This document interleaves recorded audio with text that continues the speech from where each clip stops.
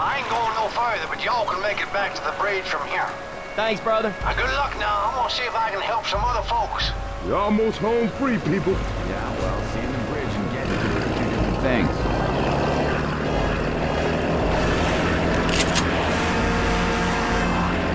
Hi, my name is Gabe Newell, and welcome to Left 4 Dead 2. We love this style of zombie-driven cooperative gameplay. Tom Leonard and the rest of the Left 4 Dead 2 team had a great time building on the design and game mechanics of the original, and we hope you have as much fun playing the game as we did making it. To listen to a commentary node, put your crosshair over the floating commentary symbol and press your use key. To stop a commentary node, put your crosshair over the rotating node and press the use key again. Some commentary nodes may take control of the game in order to show something to you. In these cases, simply press your use key again to stop the commentary. Please let me know what you think after you've had a chance to play Left 4 Dead 2. I can be reached at gaben@valvesoftware.com. I get about 10,000 emails each time we release a game, and while I can't respond to all of them, I do read all of them. Thanks and have fun.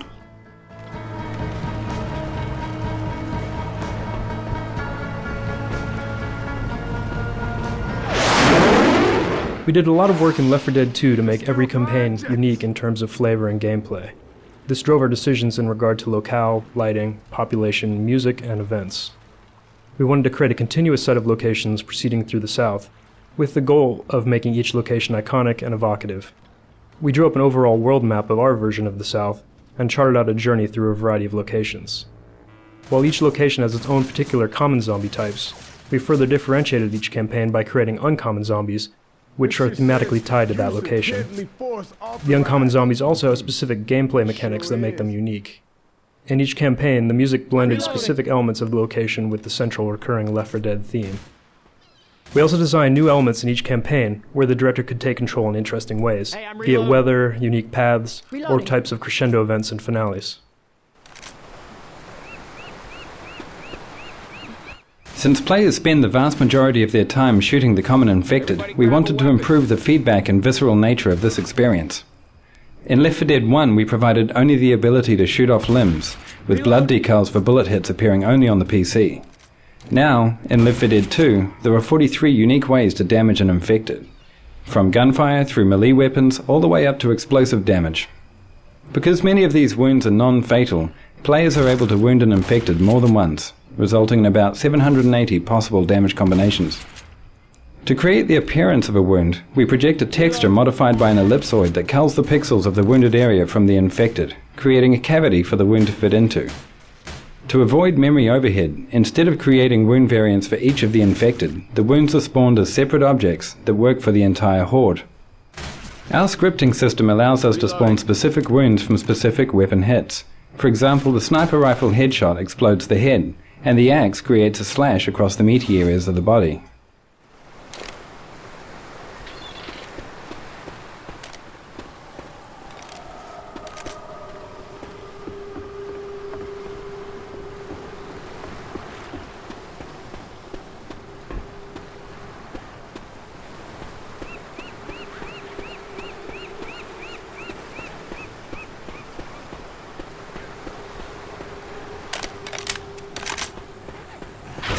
The body piles were generated by tossing self-colliding ragdolls into a level in-game, then exporting out the result.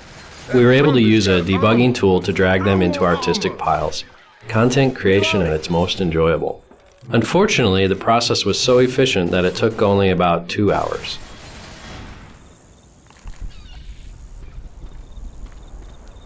I'm a reload.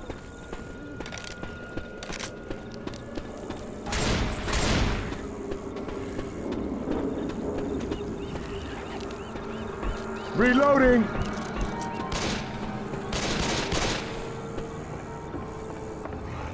The guiding sound design principles in Left 4 Dead, as well as Left 4 Dead 2, were to stay as organic as possible and to reflect the world within which the game takes place. For example, the monsters are all former human beings, grotesquely transformed. and as such, all of their vocalizations are human performances with very little effects processing, if any at all. The challenge with the new character sounds in Left 4 Dead 2 was to keep them clearly audible for gameplay, reasonably believable at unrealistic distances, and clearly identifiable as unique. The existing bosses already used the pitch spectrum for differentiation, so we expanded into more characterizations. The charger mutters unintelligibly to himself, the spitter is trying to screech out her bile hairball, and the jockey, well, who knows what he's on about.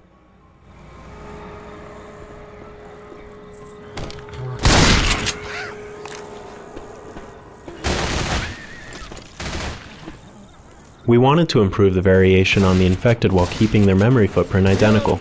The entire horde is never comprised of more than 5 head textures and 5 body textures. We use a luminosity lookup into a gradient texture for tinting variation, allowing us to not only get a hue variation, but also a luminosity variation. For example, we can make a black or white t-shirt out of the same texture map. The gradient is broken up into zones, so that we can tint areas of clothing and skin differently. The infected texture also includes 4 distinct masks for blood and detail, such as dirt or pond scum. We randomize both the gradients and the masks each time an infected is spawned. We also randomize the body and head meshes, resulting in nearly 20,000 available variations in a typical map, up more than tenfold from the original Left 4 Dead.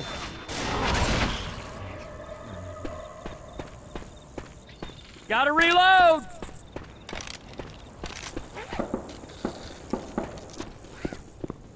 When deciding what to do about the music for Left 4 Dead 2, we faced some interesting challenges. Some of the music in Left 4 Dead 1 plays an iconic and important role in gameplay, and we felt that it shouldn't really be changed. On the other hand, the game is set in the southern United States, which is rich with musical identity, so we also felt that adding some local flavor to each campaign would really help set the tone for that campaign. The solution to bridging the gap between the new local campaign music and the more traditional horror music from the first game was solved in several ways. First, we kept all the original themes from Left 4 Dead 1, but arranged them in a style consistent with the local campaign's theme. Second, we wrote an overarching set of cinematic Southern Goth pieces for the entire game. Finally, we wrote new pieces for the new characters in the style of Left 4 Dead 1. By doing all of this, we established that these are new characters in new places, but they're sharing the experience of everyone else in the Left 4 Dead universe.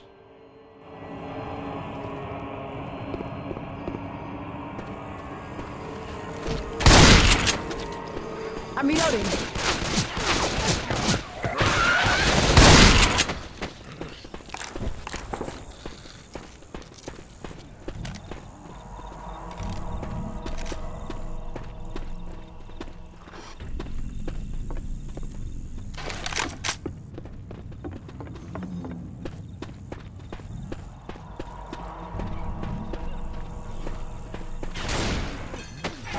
The infected textures are part hand-painted, part photographic reference. One of our team members had a nightmare folder full of photographs of people suffering from bizarre diseases and injuries. They were so hard to look at that the infected actually contained none of these. Instead, the secret ingredients for infecting normal-looking human textures are photos of housing insulation and potato skins.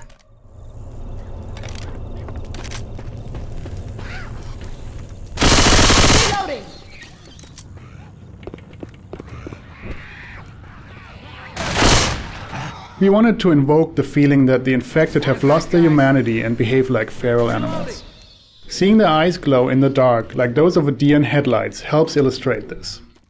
To create that effect, we authored the shader for the infected so that an artist could mark the regions that should reflect light towards the viewer in a texture.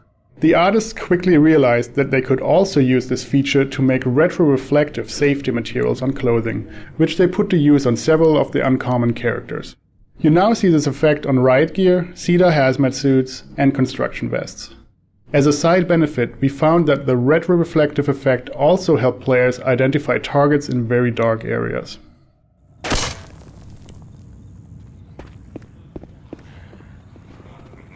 This restaurant was one of the first areas we populated with tables and chairs. In early playtests, a survivor would pop a boomer, and the resulting explosion sent tables and chairs flying everywhere. It was a great effect. We decided to furnish a few more areas like this, so that more players would be likely to experience it at some point in the campaign.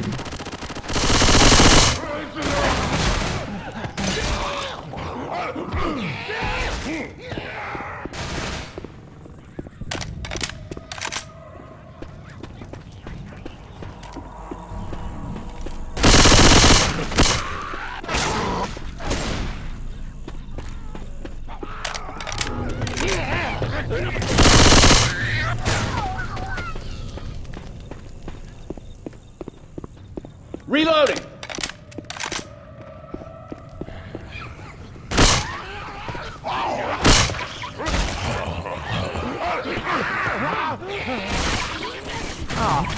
The pipe bomb has always been a crowd pleaser, but in Left 4 Dead 1 we were forced to disable ragdolls and jibs and replace them with a blood mist due to performance issues.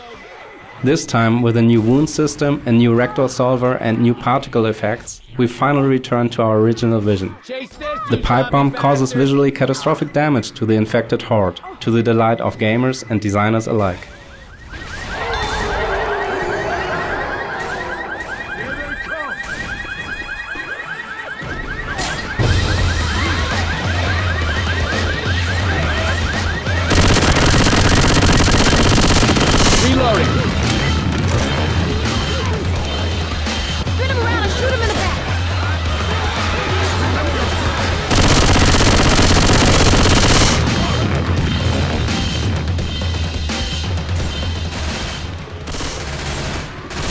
Grenade!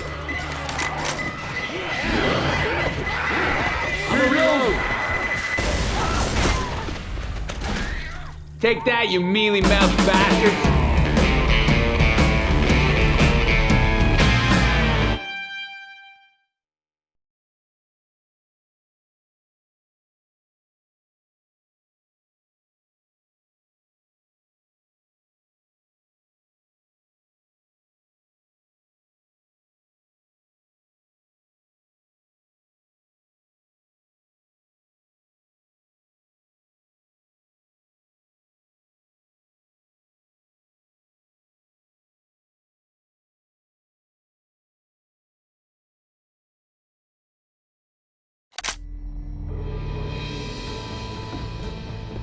In Left 4 Dead 2, we wanted to give players who were looking for a narrative a little more.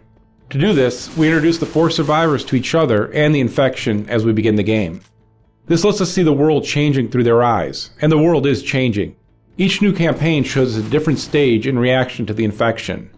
We start with Sita's naive, underwhelming response, and end with the military's cold but needed resolve to save only those they can. We also connect each campaign. So while you know you escape Whispering Oaks and Dark Carnival, you also know that it's just one escape of many on your journey to safety in New Orleans. Time does pass between campaigns, but each campaign starts with the previous rescue vehicle. We also continue to spread hints and clues to the infection. There is more story in the dialogue this time around, but players should still search for and read graffiti and notes in the world. Observant players of Left 4 Dead will notice some tie-ins to the story as both games are set in the same world.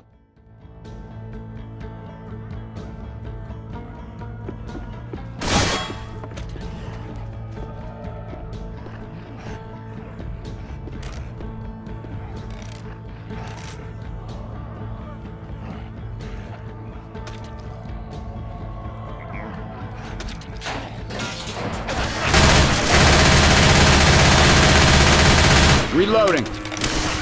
The new Special Infected were designed with a variety of goals in mind.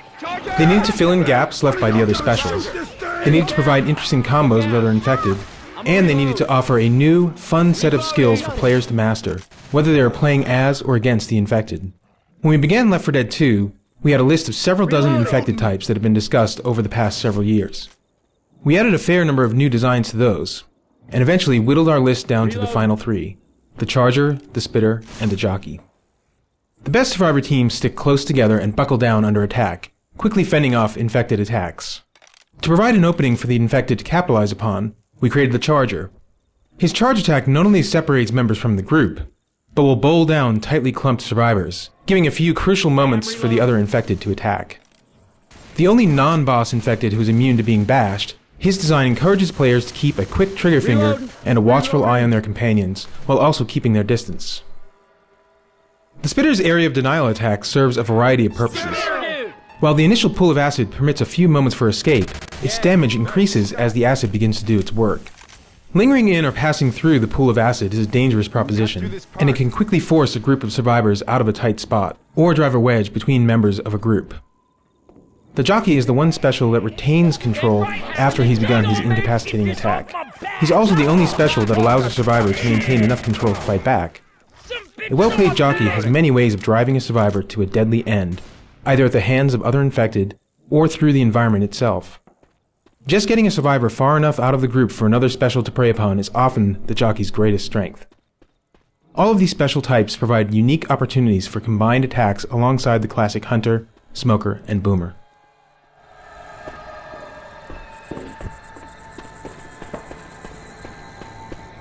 The park started out having several paths that were dynamically changed for added replayability. However, playtesters found the paths confusing. When we removed the dynamic objects that forced survivors to go in certain directions, we found that having all paths open led to a better experience. Players still spend a lot of time in the park, but they could choose to go different ways every time they played the level.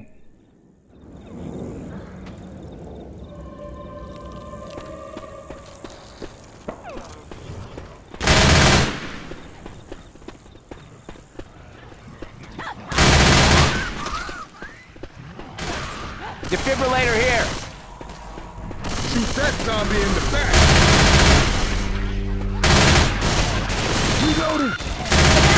Reloading. Reloading.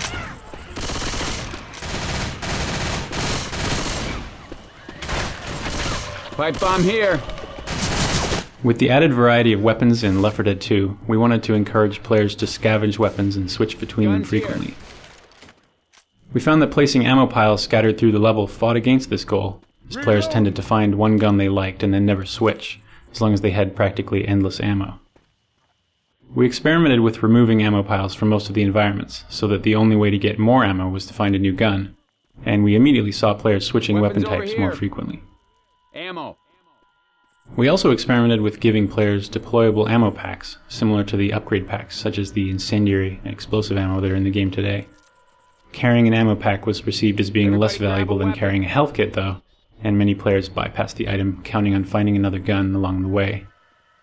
We found it was important, however, to continue to place ammo piles in the finale areas, to give players a home base to fight from in the longer set-piece battles.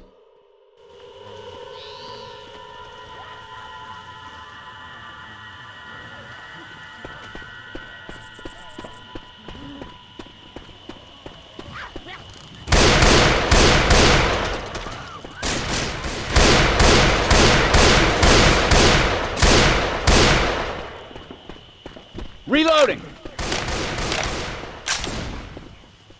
Everybody grab a weapon.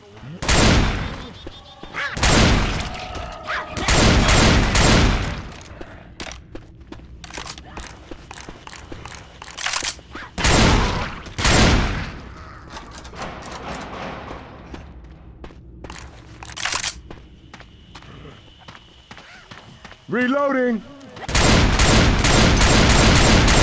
The animators experimented quite a bit with the movement styles of the new Special Infected in order to help them contrast with the existing specials.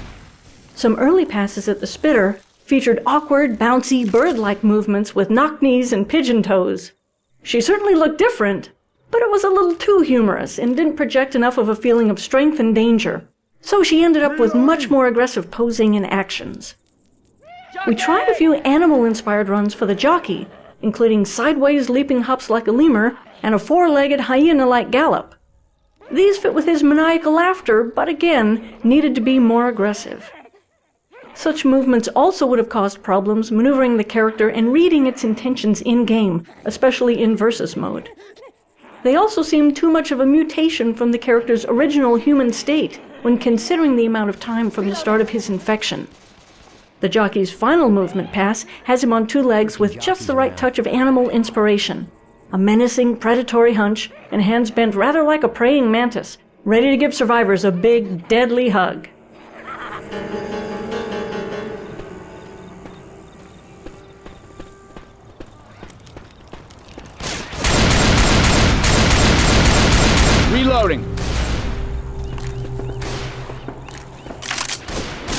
Reloading!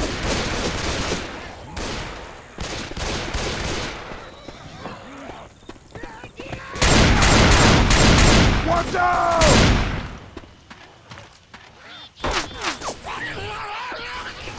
Hey, watch out!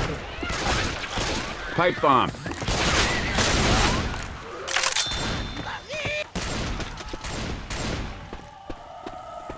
Hey, I'm reloading.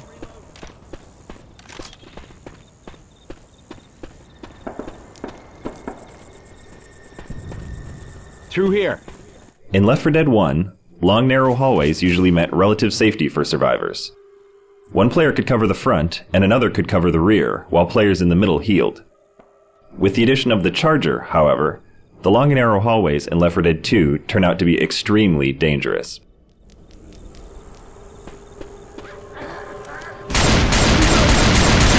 Zombies in the back!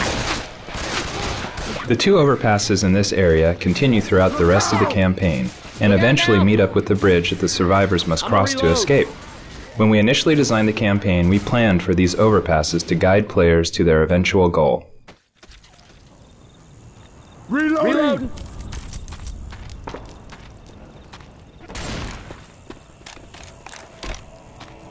Guitar here.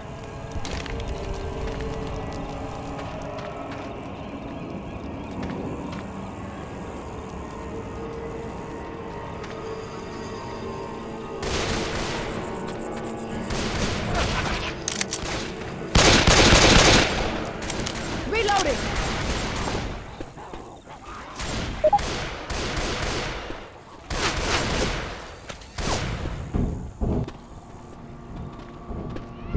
Warning. Alarm will sound.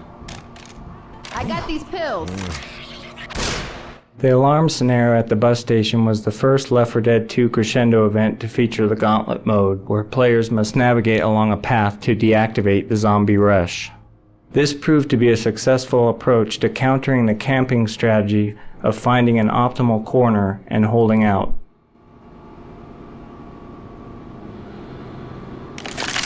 Adrenaline shot here.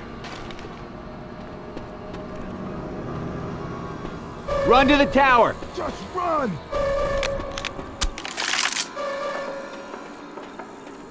Move your ass!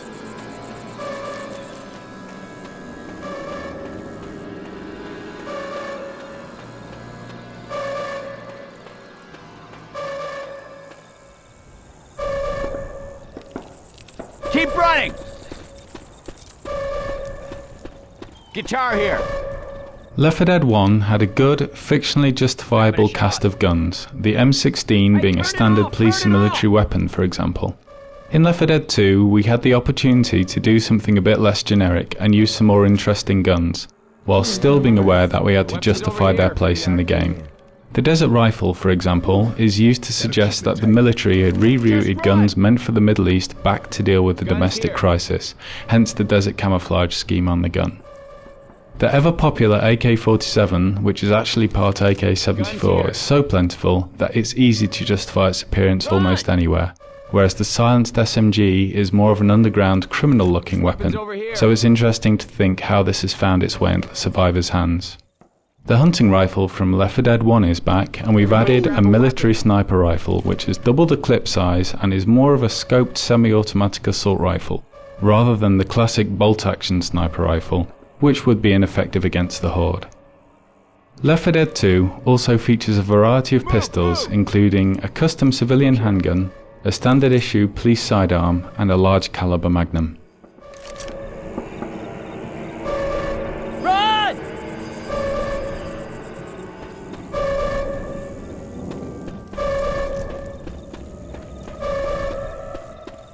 Turn off the alarm!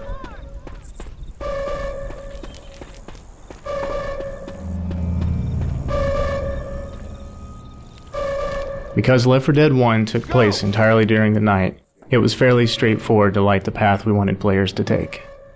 For campaigns that take place during the day, we had to find other tools to help the player along.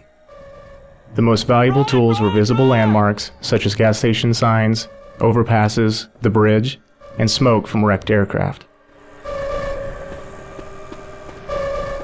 Run! Reloading!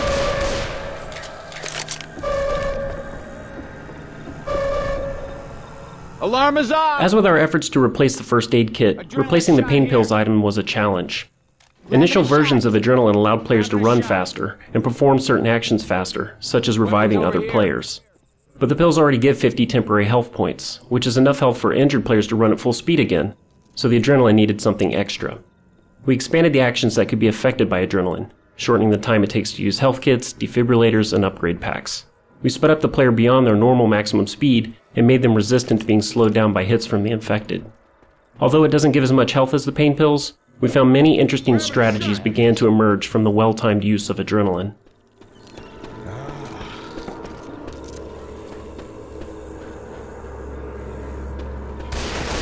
There's a pipe bomb here.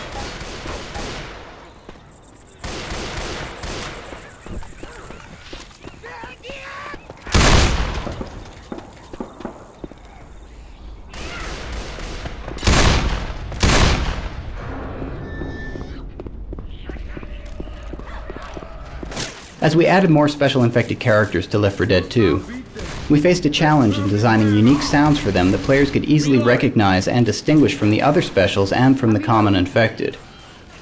In Left 4 Dead, the 4 male specials each had both a distinct tonal range and a character attribute to keep them unique. For instance, the Boomer's vocalizations were kind of a slow, deep, bassy, gastric horror. As we added the new specials into the mix, it became increasingly difficult to avoid impinging on the sonic space of the previous specials. We found that we couldn't rely so much on using the tonal range for distinction, and instead had to push harder on characterization to help them to read clearly to players. For example, the jockey is in the high, bright tonal range of the smoker, and even the upper end of the hunter. But since the infection has left his brain in a constant state of hysterical mania, his vocalizations read clearly apart from these other specials. Sometimes it can be challenging to find a characterization that will lend itself to both a special's active and idle or lurking modes. For instance, with the Charger, we started out with a non-verbal angry muttering, kind of a griping bark that we all liked. Though the personality in his idle states was interesting and distinct, we found that we needed to ramp his vocalizations up to a more sustained yell for his attacks to get the right sonic intensity for these events.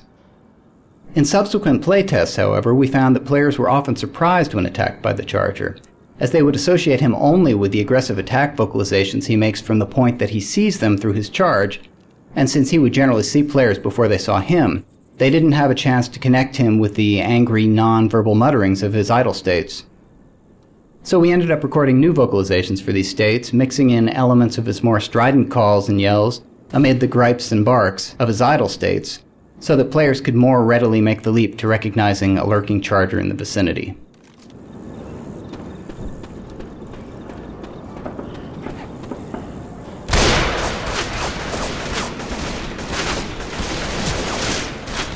Reloading. That freeway looks like it heads to the bridge. All right, then, let's follow it. Reloading. The Source Engine's animation system is a powerful tool that lets us create animations procedurally instead of authoring each of them individually by hand. There are various reasons for doing this, which become clear when we consider the challenge of animating the jockey riding a survivor. From the start of the jockey's design, we wanted the survivor to be able to fight back to some degree. With that in mind, we decided it would be vital for the survivor to know the jockey's intent, regardless of how successful he was at acting on it. So even though you may be stuck against the table going nowhere with a jockey on your back, we want you to understand that the jockey is really trying to get you out that door at the end of the room, and around a corner where your friends can't help you. To accomplish this, we implemented a system of animation layers for the survivor that would work in conjunction with the jockey. These layers are attached to different controls that the code interacts with, called pose parameters. The first layer consists of the survivor's upper body from the waist up, which allows the survivor's reactions to work in sync with the jockey's motion. The second layer is the survivor's locomotion, constrained to the lower half of his body from the waist down. So, in the scenario we just described, when the jockey is in full control and has a clear path to the door, the code tells the upper body of the survivor and the body of the jockey to lean in that direction, and sets a pose parameter for the survivor's legs to move along that vector as well. However, things get more interesting when the survivor regains some control and steers himself to get stuck on the table. Even though you've stopped moving towards the door, we don't want the jockey's animation to suddenly sit straight up and give the impression he isn't still trying to steer you there. by splitting the survivor's animation into 2 different animation layers that we composite together. Your upper body and the jockey can remain leaning towards the door, while the code tells the legs to stop walking because you're stuck on the table and can't advance. This robust system of procedurally compositing upper and lower body animation layers and position in real time, as we've shown in this case, saved us a lot of authoring time as well as memory inside the game, both of which are finite and very valuable on any project.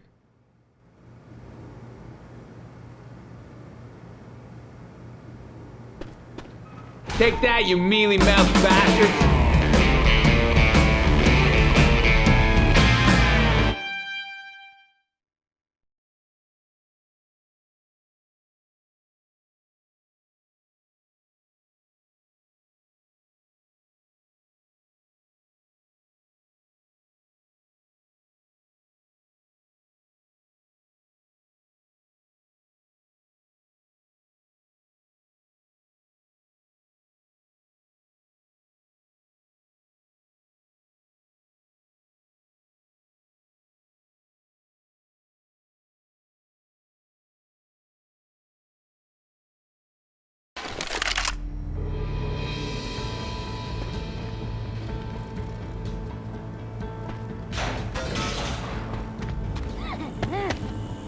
Up until Left 4 Dead 2, all playtests conducted at Valve required an observer from the team to sit behind each tester and observe them directly.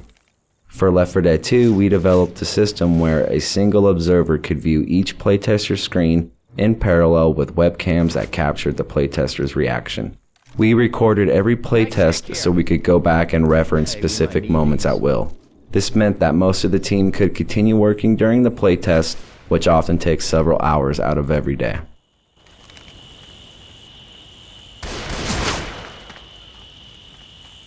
Grabbing a shot.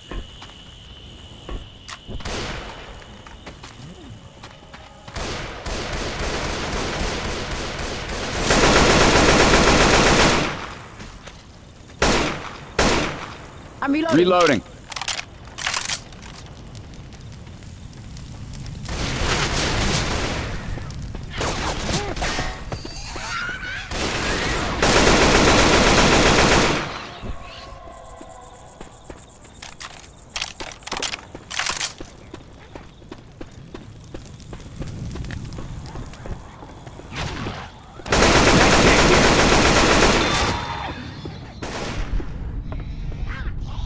We're gonna need these.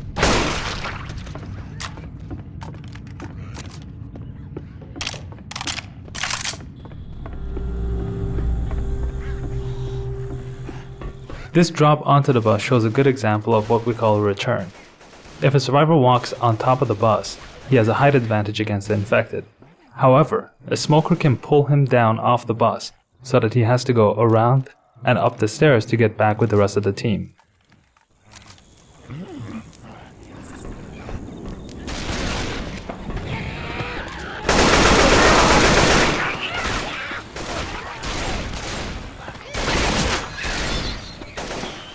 Reloading!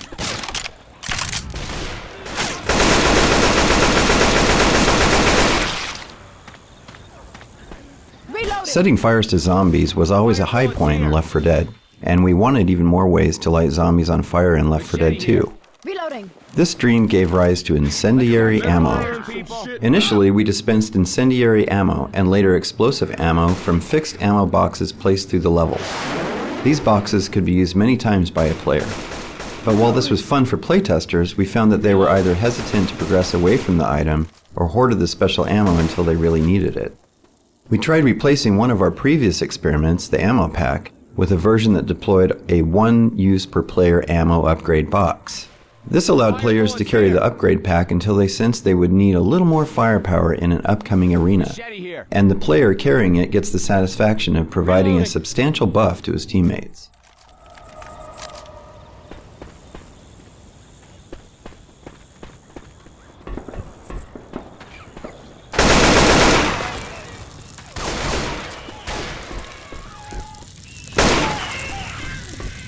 Reloading. I'm a reload. Reloading!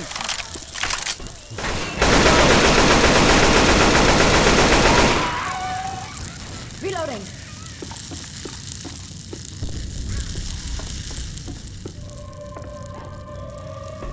As with the smoker, the spitter has a gameplay style which necessitates making her more visible to the player at a distance. Since the spitter's strategy is to hit and run, striking at the survivors from far away, we needed distinct visual markers to differentiate her in the dark spaces during the chaos of combat. To this end, we concocted a glowing drool that would illuminate her and create a sharp contrast to the other game colors, while playing off the green death motif associated with the infection. The trail she leaves, which is visually similar to her projectile attack, allows players a brief chance to track her movements when she retreats to hide. I'm reloading. Reloading. Reloading. Reloading.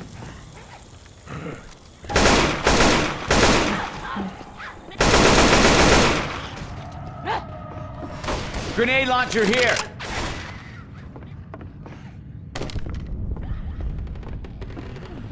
After we shipped support for custom add-on campaigns via the VPK format, we realized that while many people can install and play these campaigns, it was difficult to discover what add-on campaigns other players were playing. We also noticed that few players were joining games of different difficulties since it wasn't clear how many other games were available for each setting. To solve this, we implemented a browser that shows nearby lobbies. The lobby browser displays the campaign, the difficulty level, and how many lobbies have open slots available. We also display lobbies for campaigns you have not yet installed, offering the chance to download them directly. Once the lobby browser was released, we saw a sharp increase in the number of custom campaigns being played. Custom survival maps are particularly popular, with themes ranging from supermarkets to medieval castles. Reloading!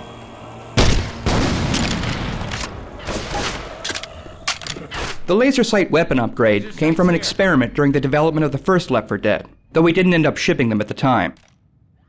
While developing Left 4 Dead 2, when we were talking about interesting items that players could scavenge out of the levels, we remembered the visual impact of those red laser beams. The original intention of the item was to increase the accuracy of the guns, but the more valuable benefit was accidental. You could now see where the other members of your team were aiming. We also liked the choices that confronted players when they had to decide whether or not to swap out their upgraded weapon for one of a different style.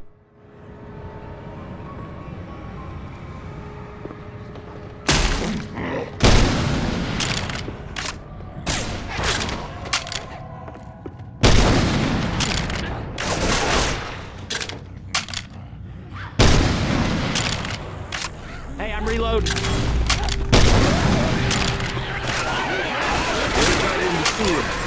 Christ, not the sewer.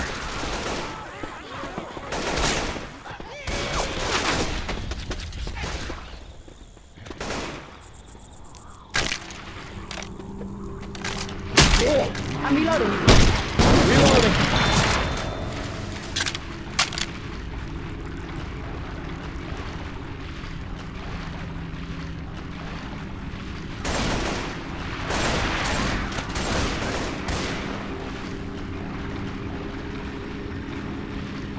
Reloading.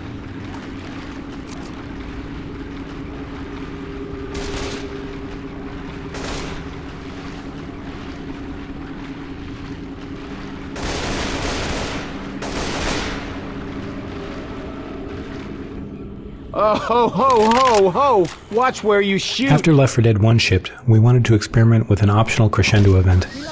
The impound lot is the final version of that experiment. It's difficult for a survivor team to navigate through without setting off a single car alarm, and if they manage it, the experience of carefully sneaking through an obstacle course full of traps is itself quite rewarding.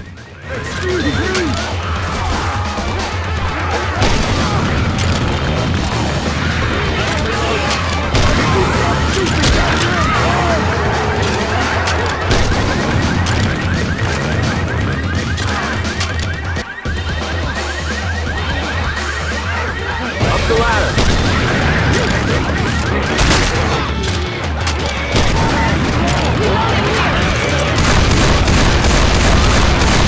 Reloading.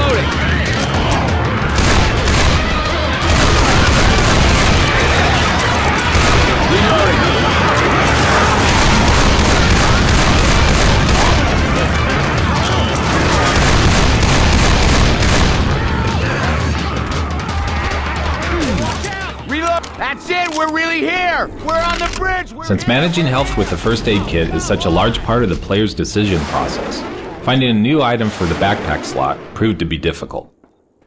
We wanted the new item to be as valuable as a health kit in certain situations and have a big benefit for the team, as opposed to being merely another offensive weapon. It needed to have a user interface similar to the health kit, requiring a target and an action that takes some time to perform. We also liked the idea of an item that would act like a get-out-of-jail-free card, an insurance policy in case of a tank or witch attack.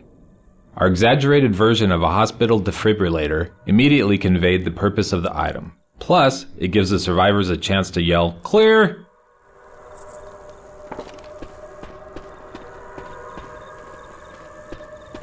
Yeah, somebody's gonna need these. They're blowing this bridge to cover a retreat. If we want to go with them, we better hurry. Something that was always sad for us to watch in Left 4 Dead was that players would always choose an optimized path through a level once they played the map a couple times. That meant the hard work we put into other areas of the map would never be seen. So one thing we wanted to add in Left 4 Dead 2 was the ability for the AI director to change the path of the survivors through a level, so they have to take a different path each time. The cemetery contains one example of this new approach.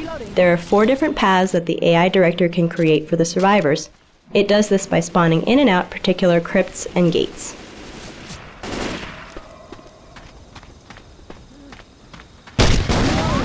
Reloading.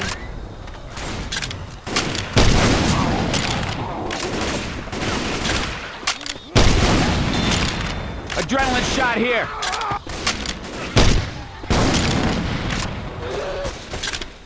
Reloading. Who's that for?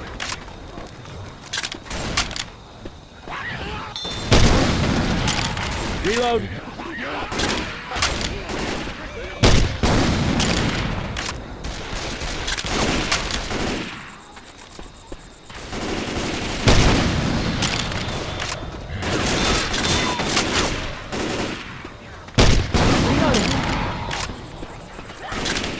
Reloading. Look out now. There's the safe house.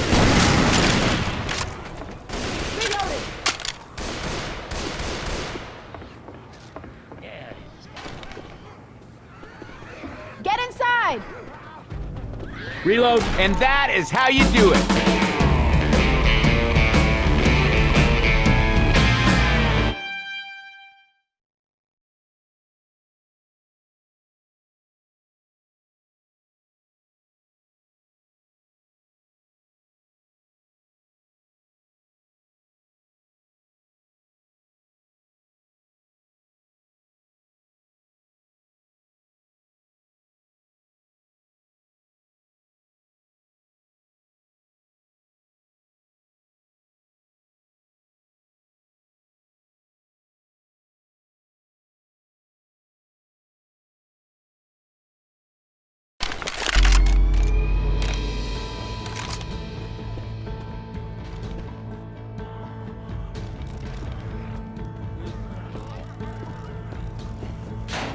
That's what I'm talking about.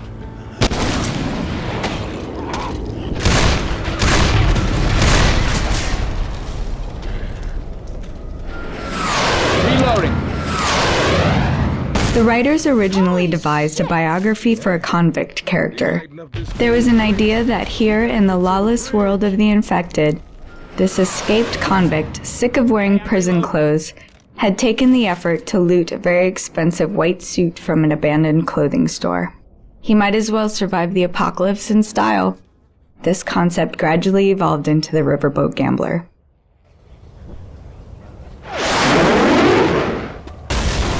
Shit, okay. We need to keep moving. I'm a reload. Reloading.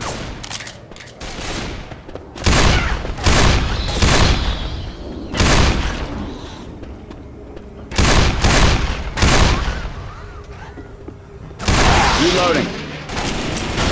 Please do not bomb us. Reloading.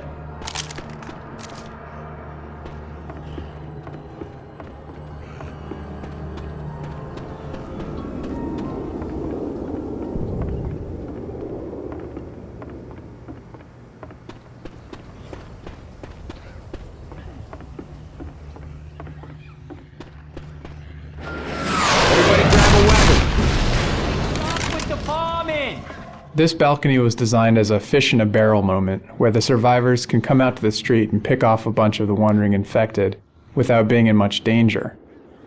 We felt it was a good introduction to our interpretation of Bourbon Street, giving a nice atmospheric vista without too much immediate threat. What the hell are they doing?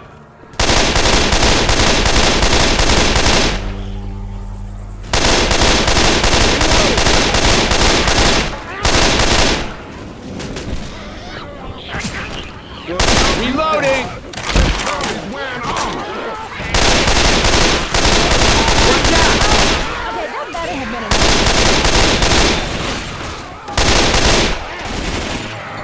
Reloading. Reloading. Reloading. Level designers in Left 4 Dead 1 placed individual items, such as pipe bombs, Molotovs, and pills, all over the levels. The AI director had the ability to pick which instance of each item to spawn. This meant that pills would never spawn in the same place as a pipe bomb or Molotov. In Left 4 Dead 2, we decided that we wanted more variety in item spawning, so we now simply place an entity called a weapon item spawn. The AI director not only chooses whether or not an item will spawn in a given location, it also chooses what type of item will appear.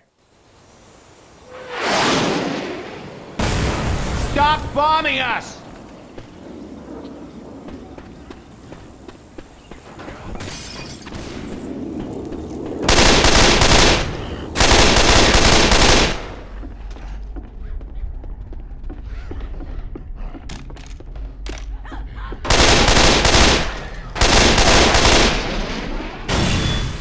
We deliberately sought to design iconic French Quarter locales that would be fun to fight in. This jazz club gave us a nice large interior space that offered a break from exterior streets and alleys.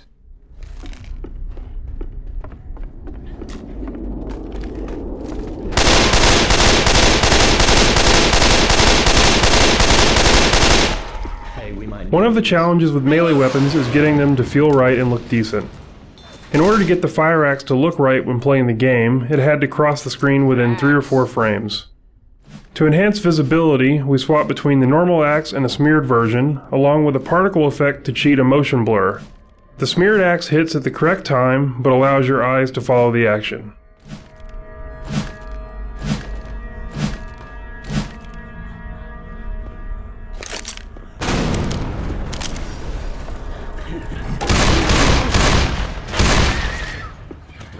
Weapons over here.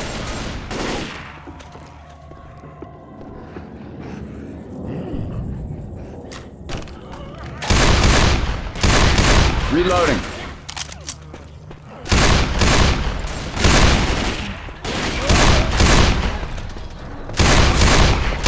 Reloading!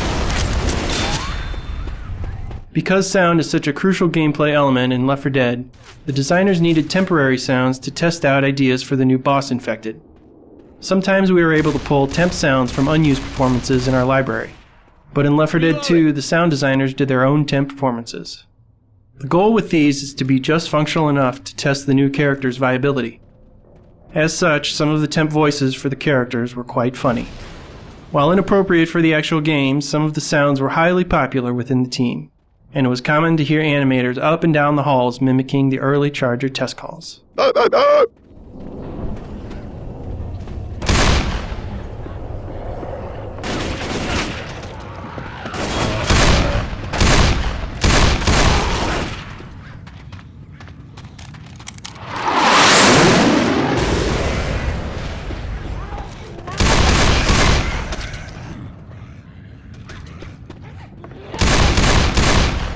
Reloading.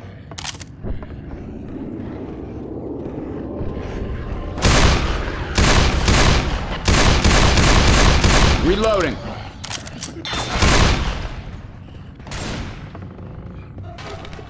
Reloading. Left 4 Dead 2's level designers started out by experimenting with variants on the proven designs of Left 4 Dead 1. For example, we tried out several situations where there was a benefit to splitting up the group. We soon found that Left 4 Dead 1 had done such a good job of training people to stick together, it was incredibly difficult to get them to separate. We abandoned that experiment but retain some of the elements to apply during crescendo events. For example, in the mall gun shop sequence, it can sometimes be advantageous to send 1 or 2 survivors to retrieve the cola, while the remaining survivors stay on high ground to provide cover. Watch out! Look out! This is the only traditional crescendo event in the Parish campaign. In Left 4 Dead 1, every crescendo event was essentially a button press where players held out in one spot until the infected stopped coming. While we added the onslaught and optional crescendo variations, we felt that the old school Left 4 Dead style event still had some life in it.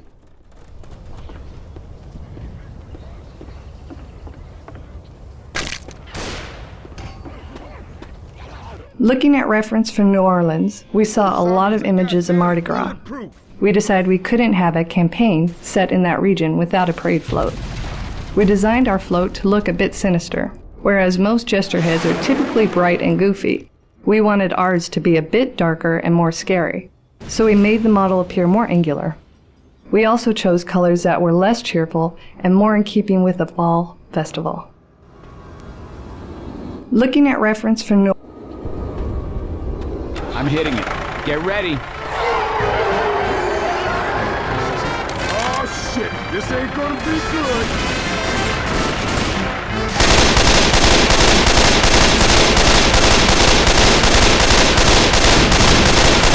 Reloading.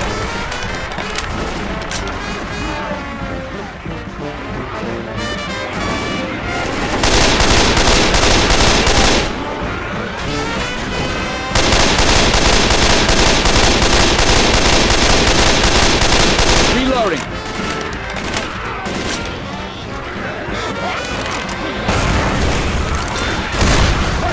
Shit out. Excuse me. Excuse me. Reloading. Throwing a pipe bomb.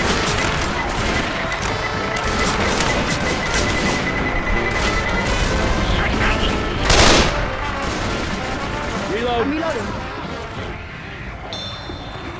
A ride's here.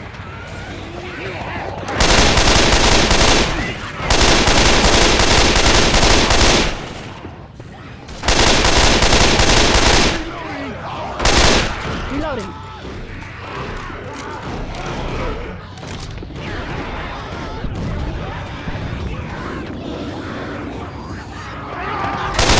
Reloading.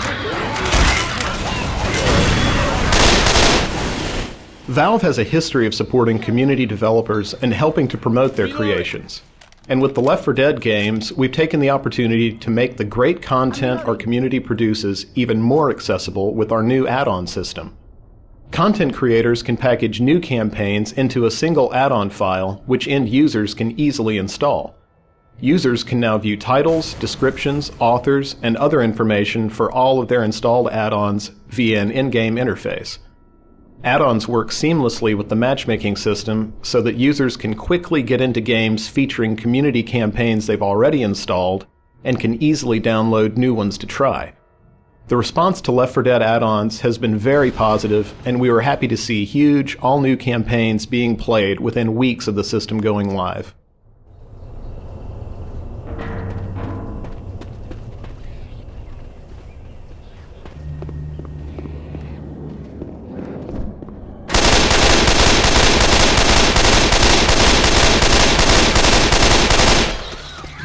Given the realistic nature of Left 4 Dead, players expect the zombies and survivors to move in natural ways. However, animating that kind of motion by hand is very difficult and time-consuming, and anyone can tell when it's not quite right. Since we don't want every zombie to move the same way, a large number of motions are required to provide enough variety. All of these constraints drove us to use motion capture. The process of motion capture really begins with the character designs. Once we've decided how we want the survivors and zombies to look and behave, we audition actors just as we would any other performance piece. For instance, a 265-pound high school coach moves very differently from a 115-pound TV producer. Using one actor for both roles would be a mistake. So we look for people who fit the body type and who can bring out the character's personality and their motion. On the other hand, in the case of the zombies, we consider them more like feral animals. So we'll use only one actor for all of them, regardless of gender. We then provide the studio with a digital character, a list of the moves we would like to do, and the props we'll need. Once actors are chosen, we head to the studio and spend a day with them recording the motions we need for the game. It's a very physically demanding day, and in order not to exhaust the actor early in the session, we oscillate the captures between high and low intensity actions. Just try crouch walking 40 feet as our survivors do, and you'll feel the burn. But that's just one of hundreds of motions we record for each character. During the session, we can watch the actor's motion applied in real time to our character model and work with them to get the look we want. In some cases, we do multiple takes to let the actor provide us with different perspectives or to add some variety. We also record the actor on video during the motion capture to use for extra reference. With the motions recorded, the studio processes the data, and then it is up to us to extract the motions we want to keep.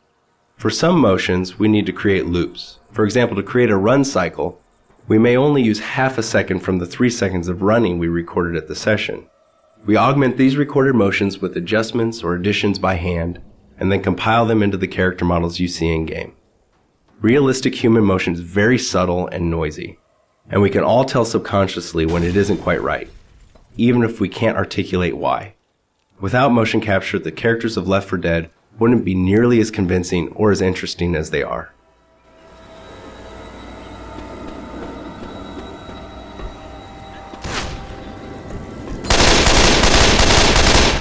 Reloading!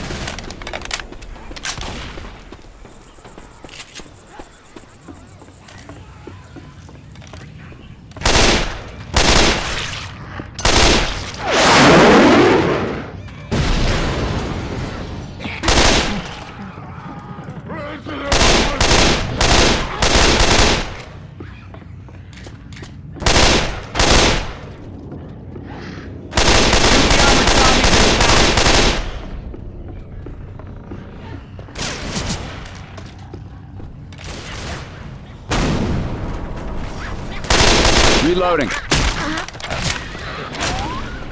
After we shipped Left 4 Dead, we heard a lot of positive responses about the infected that were unique to their locales. There were patients in the hospital, cops in the streets, and TSA agents in the airport.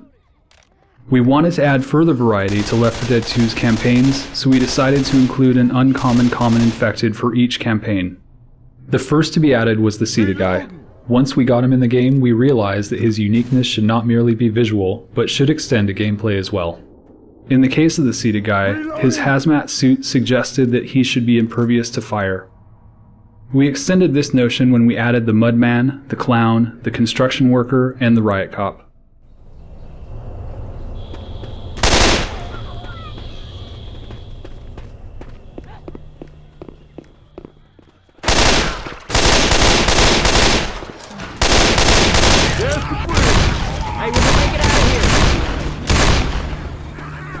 Reloading!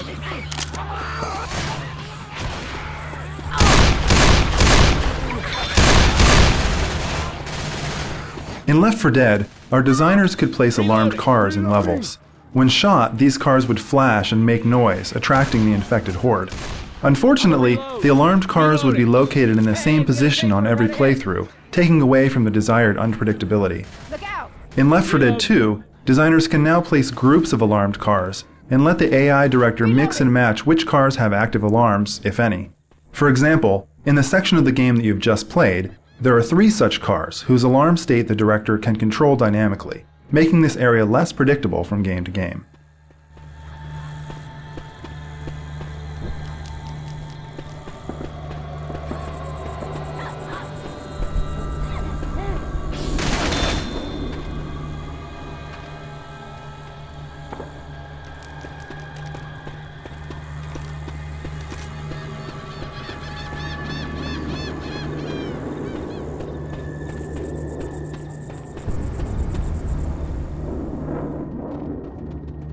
Quit screwing around, let's get inside. Take that, you mealy-mouthed bastards.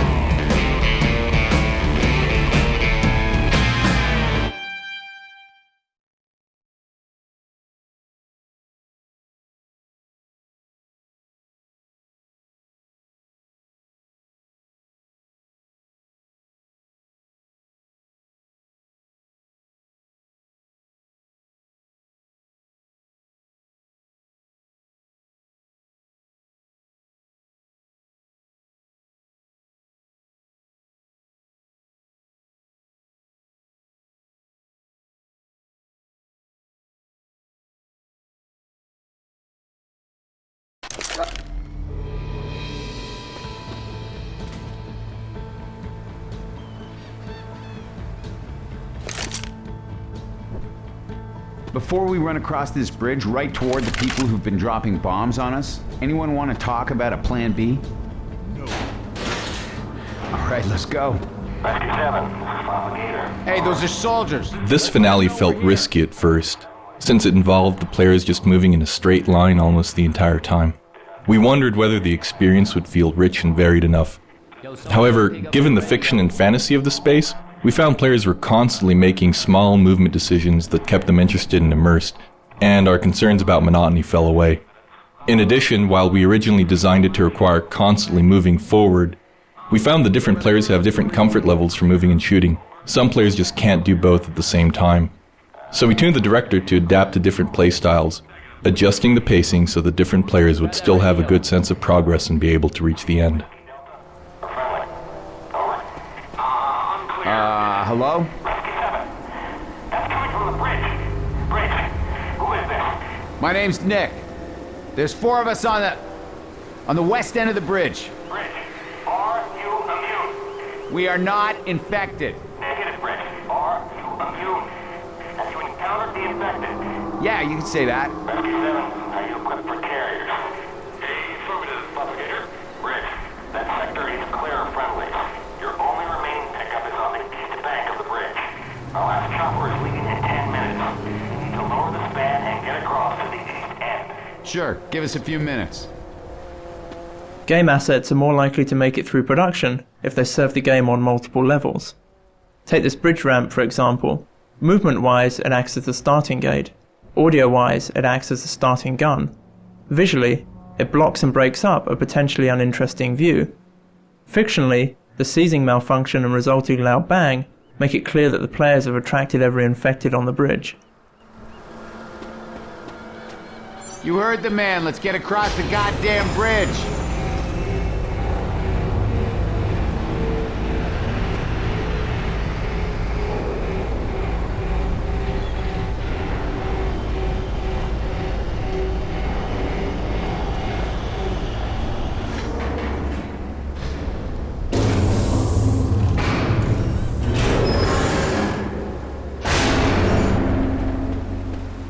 Let's move!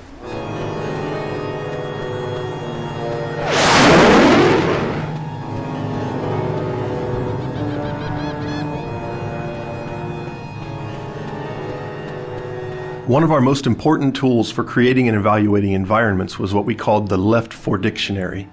This collectively developed set of terms, ideas, and gameplay grammar describes spaces via their physical properties, functions to gameplay, and their relative advantage or disadvantage to the survivor or infected sides. This provided the team with a shared language for types of gameplay spaces with examples such as capillary, close quarters, open space, funnel, king of the hill, etc. It also allowed the team to talk about and explore new permutations of spaces in a very clear way. The Left For Dictionary proved instrumental in allowing us to efficiently refine our environments and tune difficulty based on an understanding of how each type of space would influence the gameplay. It was especially useful in this bridge map, where we start with a very uniform bridge and instead of rooms, hallways, etc., we create desirable game spaces using vehicles and damaged portions of the structure. Most of the region where Left 4 Dead 2 is set is quite flat. There are few hills or changes in elevation, but maps without any elevation change can be monotonous both visually and in terms of gameplay. That's why this double-decker bridge was not only a visually strong set piece, it added the much-needed element of verticality to the campaign.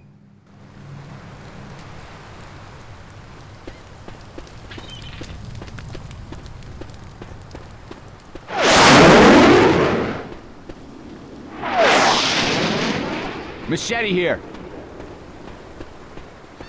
Stormy weather effects give the director yet another way to influence gameplay by altering the player's sensory capacity. One goal of the weather effects is to draw the team together and put them in a defensive stance, such as taking refuge within a building.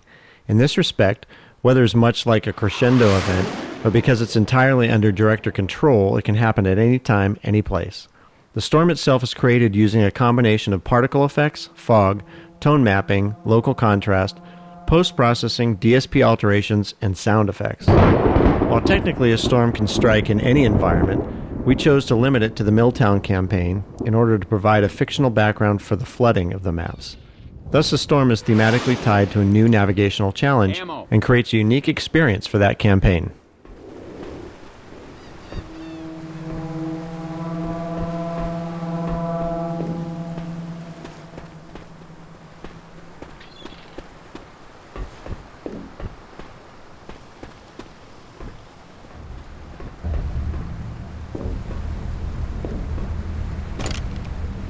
The grenade launcher came about purely out of our desire to see more explosions and more zombies killed by explosions. We found that something interesting happened when we gave one of the 4 survivors a grenade launcher. They became more vulnerable to close-up attacks, and their teammates adjusted their strategy accordingly. A pattern emerged where one player would lob grenades from afar at approaching mobs, and the other players would clear off the stragglers when they got too close.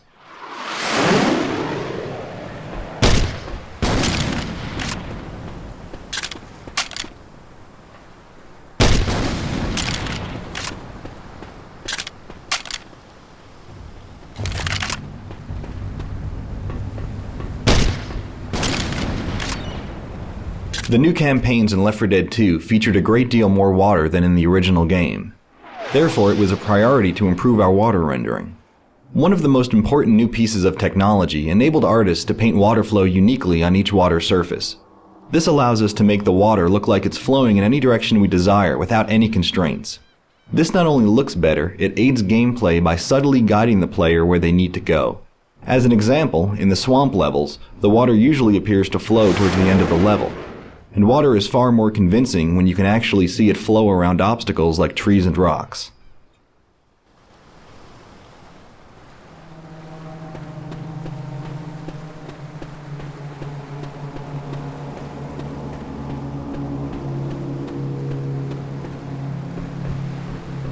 Traditionally, players were connecting to our multiplayer games by selecting a server with available player slots from a very big list. Players might select a server by an appealing server name or network latency. This worked well for 24 or 32 player games, where many players could have a great experience even without tight cooperation with their teammates. But for Left 4 Dead franchise, a different approach was required. We wanted to build a group of 4 players who could start a campaign together, possibly as complete strangers, but quickly acquire the feeling of being a bonded team. Valve matchmaking operates on a vast set of player statistics, from headshot percentages of friendly fire incidents to the likelihood of sharing a first aid kit with a wounded teammate. In the years since Left 4 Dead's release, our matchmaking system has undergone many changes, resulting in better player experience and longer average team playtime together. With the introduction of new team game modes, we now even measure performance of the entire team and do our best to provide the players with reliable teammates and worthy opponents. We continue to gather and analyze an abundance of statistical information from our real-world players and use that to improve our matchmaking system. In Left 4 Dead 2, the Source Engine received many new features and optimizations that enable it to handle denser, higher resolution environments, effects, and characters. This gave us leeway to fit additional weapons, creatures, and larger environments into the same footprint as Left 4 Dead, while increasing the quality of each element across the board. Many of our particle effects now use several new techniques which at least double their visual resolution while requiring no additional memory. This has enabled us to create complex weather effects such as the heavy thunderstorms in the Hard Rain campaign. The new zombie horde is considerably more variable than that of the first game, with higher resolution meshes and skinning. Not only do the infected look better, but using a combinatorial meshing and shading system, there's over tenfold the number of variations possible in Left 4 Dead 2 while consuming no new memory. The environments also feature considerably more polygonal density than the first game. Many elements that would have been painted into a texture are now fully modeled in the environment. Foliage looks cleaner, while also responding naturally to weather conditions. Additionally, water has gotten a major visual upgrade over Left 4 Dead 1, with far superior lighting, reflections, and flow mapping. All these pieces come together to improve the visuals of the game while keeping it smooth to play. The Source Engine uses 2 different methods for modeling world environments: a volume-based system for general forms and a polygon-based system for details. Each has its own advantages and disadvantages, and they must be integrated together to create a game map. One of the challenges associated with this setup is that the 2 systems have mostly separate authoring pipelines, and it's easy to make a change in one and break a tightly integrated set. As part of making the modular kit of parts that was used to create this bridge, we developed a new hybrid workflow that allows content authors to create and iteratively edit both types of world geometry simultaneously in a single tool. The resulting modules are pre-optimized Lego blocks that can be fitted together, allowing the level designer to focus more on gameplay and less on modeling.